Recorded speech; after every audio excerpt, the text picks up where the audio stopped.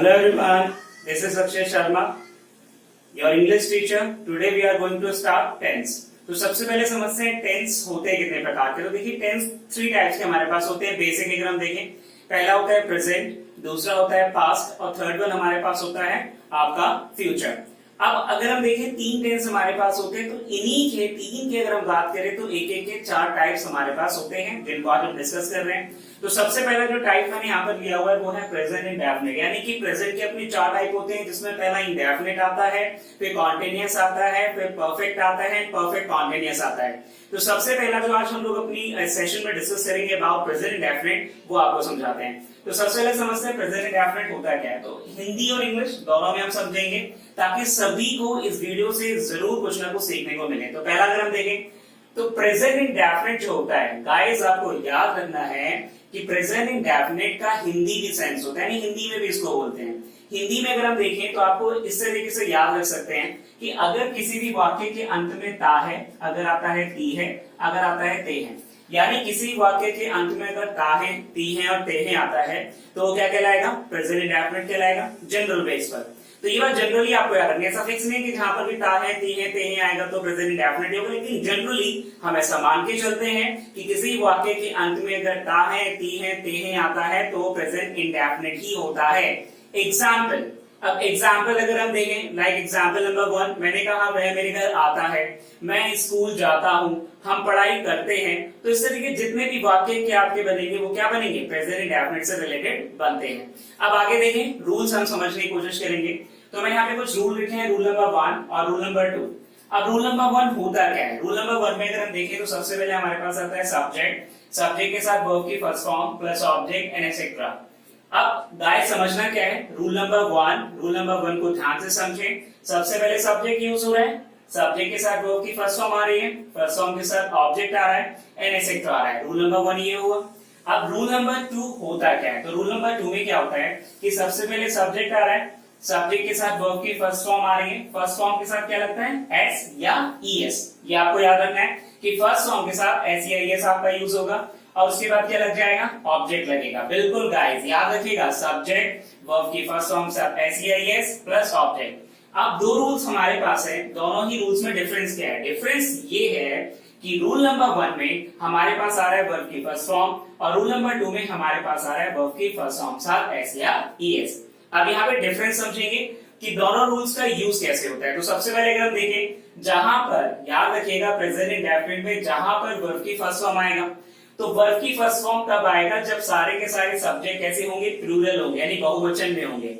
यानी अगर कर्ता बहुवचन है तो आपको वहां पर वर्ब की केवल कौन सी फॉर्म लगानी है? फर्स्ट फॉर्म लगानी है। एग्जाम्पल अगर हम देखें, हमारे पास प्लूरल फॉर्म में आई, वी, यू और दे, ये 4 वर्ड आई, वी, यू, दे अगर प्रेजेंट इंडेफिनिट में यूज होंगे तो गाइस आपको याद रखना है कि वर्ब की कौन सी फॉर्म चलेगी? फर्स्ट फॉर्म चलेगी। ये आपको क्लियर हुआ होगा।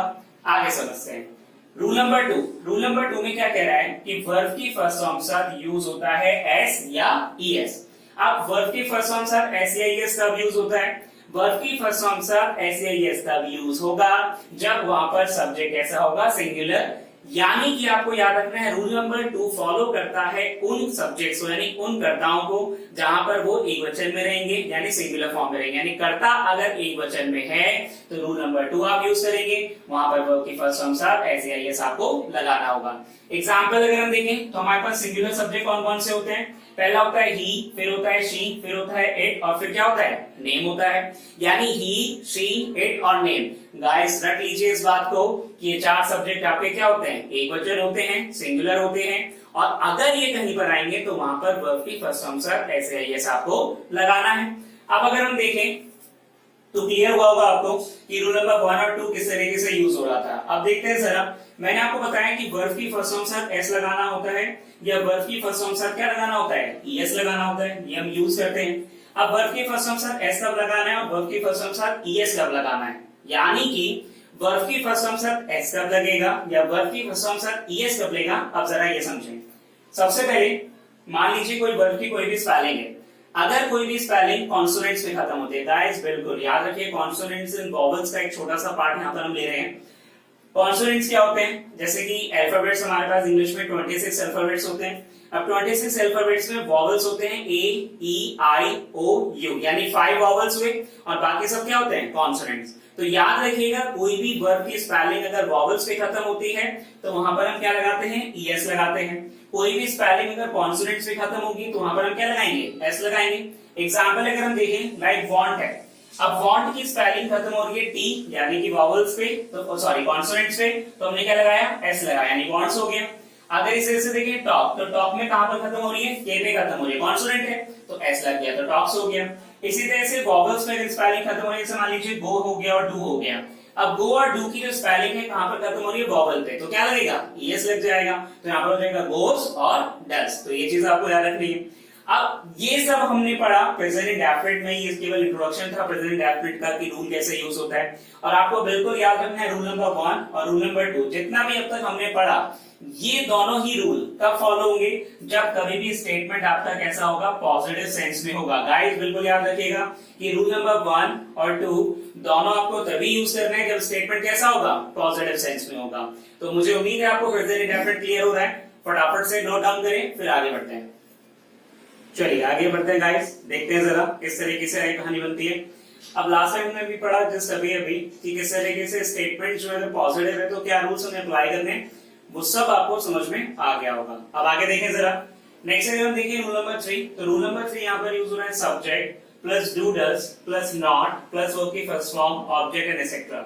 यानी सब्जेक्ट के साथ डू डज आ रहा है, डू डज के साथ नॉट, वर्ब की first form object and etcetera. यानी आप देख सकते हैं कि नॉट यूज हुआ है।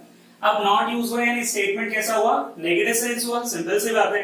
अब क्या हुआ था कि पॉजिटिव वहां पर जब यूज कर रहे थे हम लोग, तो पॉजिटिव में जब हम यूज कर रहे थे तो हमने गाइस वहां पर डू डज यूज नहीं किया था, लेकिन यहाँ पर हम कर रहे हैं। तो आपको क्या समझना है कि डू डज अगर हम देखें यहाँ पर जो यूज हो रहा है वो यहाँ पर यूज हो रहा है हेल्पिंग वर्ब की तरह। यानी कि अगर हम डू डज की बात करें तो दोनों डू डज यहाँ पर यूज हो रहे हैं किसकी तरह? हेल्पिंग वर्ब की तरह। तो ये बात दिमाग में रखिएगा कि डू डज यहाँ पे हेल्पिंग वर्ब है, मेन वर्ब बिल्कुल भी नहीं है। नेक्स्ट आगे देखें। अब डू का यूज होता है प्लूरल सब्जेक्ट्स के साथ, यानी डू अगर यूज होगा तो डू किसको लेकर चलेगा? प्लूरल सब्जेक्ट यानी बहुवचन। यानी अगर कर्ता बहुवचन है तो उसके साथ हम क्या लगाएंगे? डू। और अगर डज की बात करें तो डज का यूज होगा जब कर्ता यानी जो सब्जेक्ट्स हैं वो आपके कैसे हो? सिंगुलर यानी कि एक वचन हो। अब जैसे कि सब्जेक्ट्स अगर प्लूरल हैं तो प्लूरल सब्जेक्ट कौन कौन से होते हैं? एक होता है आई, एक होता है वी, फिर होता है यू और फिर क्या होता है? दे होता है। तो आई, वी, यू और दे। अगर स्टेटमेंट नेगेटिव है और ये सब्जेक्ट्स यूज हो रहे हैं तो आपको डू यूज करना है। वहीं अगर हम देखें सब्जेक्ट सिंगुलर क्या क्या है? ही, शी, इट और नेम। अब अगर सब्जेक्ट सिंगुलर है तो गाइस वहां पर आपको डज यूज करना है। तो सिंपल आपको समझना है कि भैया डू हम तब यूज करेंगे जब सब्जेक्ट वहां पर प्लूरल होंगे, बहुवचन में होंगे, और अगर सब्जेक्ट सिंगुलर है तो हमें डज यूज करना है।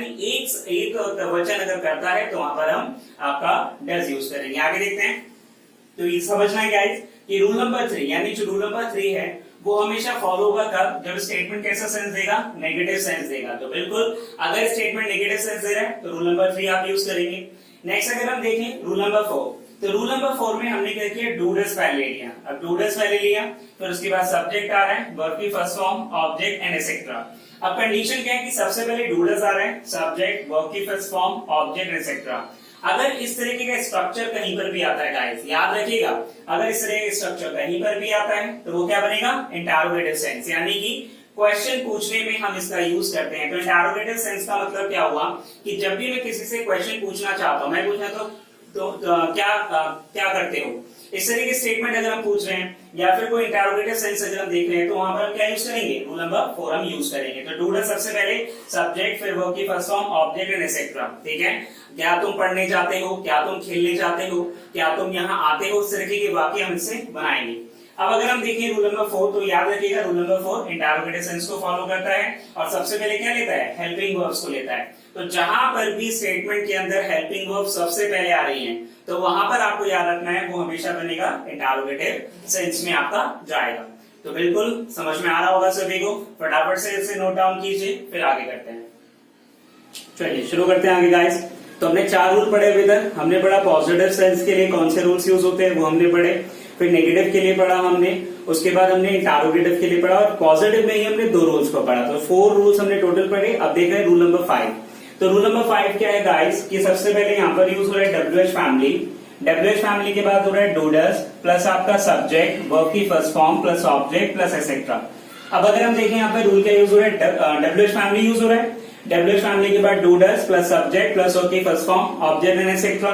अब अगर हम देखें रूल नंबर 5, तो रूल नंबर 5 आपको याद रखना है WH फैमिली कैरी कर रहा है। अब WH फैमिली कैरी कर रहा है इसका मतलब यहाँ पर ये यूज होता है डबल इंटरोगेटिव स्टेटमेंट्स के लिए, यानी जहां पर भी डबल इंटरोगेटिव यानी जहां पर भी WH फैमिली वर्ड्स आएंगे वहां पर इनका यूज होगा।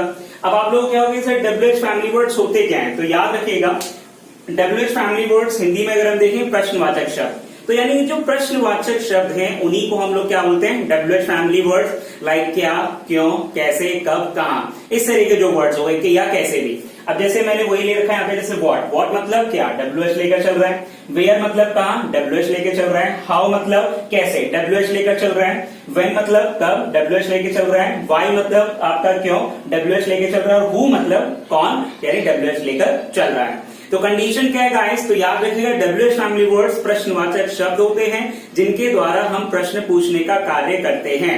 तो याद रखिएगा rule number 5 WH family words को कैरी करता है। क्लियर हुआ सभी को, फटाफट से नोट डाउन करें। चलिए गाइस लास्ट कुछ एग्जांपल्स देख लेते हैं ताकि आपको ज्यादा क्लियर हो। अभी तक हमने सारे रूल्स को डिस्कस किया और हमने देखा किस तरीके से आपका positive, negative, interrogative, double interrogative हम प्रेजेंट इंडेफिनिट में यूज करते हैं। अब आगे देखें कुछ एग्जांपल्स मैंने यहाँ पर लिए। Example number 1, 2, 3, 4।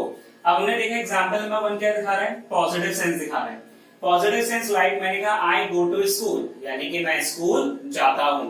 अब क्योंकि आई यहाँ पर प्लूरल है इसलिए क्या आ रहा है, गो आ रहा है, यानी कि हमें पता है कि स्टेटमेंट अगर पॉजिटिव है और सब्जेक्ट अगर प्लूरल है तो हमें वर्ब की केवल कौन सी फॉर्म यूज करनी है, फर्स्ट फॉर्म, जो कि हमने यहाँ पर यूज कर रखी है। नेक्स्ट आगे समझें। इसी तरीके से अगर यहाँ पर सिंगुलर हो जाता, अगर आई की जगह यहाँ पर क्या आ जाता, ही आ जाता, तो वहां पर हम क्या लिखते, गोज लिखते, यानी ईएस लगा देते क्योंकि सब्जेक्ट वहां पर एक वचन यानी सिंगुलर में था। तो याद रखिए अगर सब्जेक्ट प्लूरल यानी बहुवचन में है तो वर्ब की फर्स्ट फॉर्म, सब्जेक्ट अगर सिंगुलर एक वचन में है तो वहां पर ईएस आपको लगाना है। क्लियर हुआ सभी को, आगे देखते हैं। तो ये पॉजिटिव के लिए था। अब मैंने कहा they do not help you. अब दे क्योंकि क्या है, बहुवचन है, यानी सब्जेक्ट कैसा है, प्लूरल फॉर्म में है, प्लूरल फॉर्म में इसलिए डू लगा। अगर यहाँ पे शी, ही, इट या नेम होता तो डज लग जाता। तो they do not help you यानी कि क्या वे तुम्हारी मदद नहीं करते हैं। तो वे तुम्हारी मदद नहीं करते यानी कैसा सेंस हुआ, नेगेटिव सेंस हुआ, इसलिए यहाँ पर क्या यूज हो रहा है, नॉट यूज हो रहा है डू के साथ। और डू यहाँ पर हेल्पिंग वर्ब है, मेन वर्ब नहीं है, इस बात को आपको ध्यान रखना है। नेक्स्ट अगर हम देखें डज शी नो यू, तो यहाँ पर स्टेटमेंट क्या बनता है, क्या वह तुम्हें जानती है, क्या वह तुम्हें जानती है। तो ये क्या हुआ, इंटरोगेटिव सेंस, पूछा गया उससे, पूछा गया तो हेल्पिंग वर्ब पहले आया, डज आया। क्यों डज आया, क्योंकि शी यहाँ पर सिंगुलर था यानी एक वचन में था। अब शी यहाँ पर सिंगुलर एक वचन था इसलिए हमने डज यूज किया। अगर यहाँ पर यू, आई, वी, दे होते तो डू का यूज किया जाता। नेक्स्ट देखें, how do you manage this work, भाई तुम इतना सारा काम है कैसे मैनेज करते हो, एग्जाम्पल बनाए। तो एग्जाम्पल क्या बना, how do you manage this work, यानी तुम इस काम को कैसे मैनेज करते हो। तो डबल इंटरोगेटिव, क्यों डबल इंटरोगेटिव, क्योंकि यहाँ पर आ गया WH फैमिली, यानी WH फैमिली मैंने आपको बताया था गाइस, तो वही चीज यहाँ पर हमने यूज की। तो WH फैमिली वर्ड आया इसलिए कैसा बन गया, डबल इंटरोगेटिव सेंस बन गया। अब इसमें हमने क्या किया, how do you manage this work, यानी तुम ये काम कैसे मैनेज करते हो। तो यहाँ पर डू यूज हो रहा है क्योंकि यहाँ पर यू आ रहा है, अगर यहाँ पर ही शीट नेम होता तो डज आ जाता। तो इस तरीके से हमने समझा प्रेजेंट इंडेफिनिट किस तरीके से वर्क करता है। अब ये सिर्फ एक इंट्रोडक्शन था प्रेजेंट इंडेफिनिट के सिंपल रूल से कि इस तरीके से यूज किए जाते हैं। इन्हीं से रिलेटेड कुछ कंडीशंस हैं जो हम नेक्स्ट सेशन, नेक्स्ट वीडियो में जरूर पढ़ेंगे। गाइस जितना मैंने आज पढ़ाया उसे एक बार रिव्यू करें, बताएं क्या क्या चीजें ऐसी थी जो समझ में आ गई हैं आप लोगों को, क्या क्या ऐसी चीजें हैं जो अभी भी आप लोगों को डाउट लेकर जा रही हैं। कमेंट बॉक्स में कमेंट करके ये सब चीजें जरूर बताएं और बताएं कि सेशन आपको कैसा लगा। Thanks to all, thanks to everyone.